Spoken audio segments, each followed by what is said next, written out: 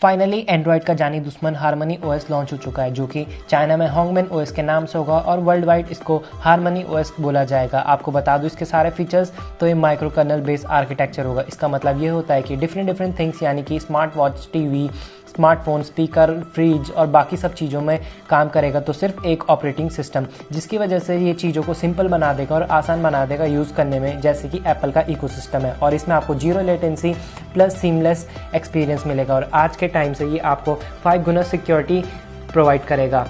Micro kernel based होने की वजह से अगर डेवलपर कोई भी ऐप कभी भी बनाता है तो वो इसको सिंपली इसमें इंस्टॉल कर सकता है। फिर जो वो ऐप होगा वो हर उस चीज़ में काम करेगा जिसमें आपको हार्मनी ओएस मिलता है, चाहे वो स्मार्ट वॉच हो, स्मार्ट टीवी हो, फ्रिज हो, स्पीकर हो या कुछ भी हो, सब चीज़ में काम करेगा। इसको बोलते हैं इंटरनेट ऑफ थिंग्स।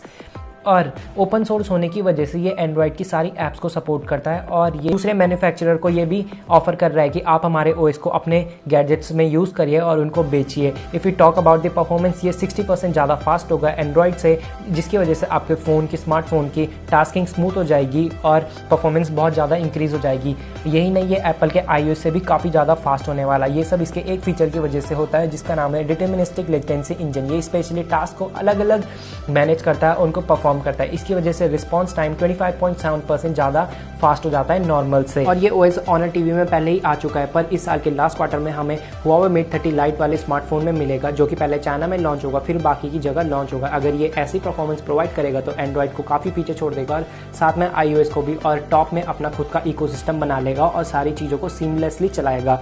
बताया जा रहा है कि बीबीके इलेक्ट्रॉनिक्स के अंडर जितने भी स्मार्टफोन ब्रांड आते हैं, जैसे कि OnePlus, Xiaomi, Oppo, Realme जैसे ब्रांड, इन्होंने पहले ही इसको टेस्ट कर लिया है और अपने फ़ोन को लाने का भी बताया है फ्यूचर्स में।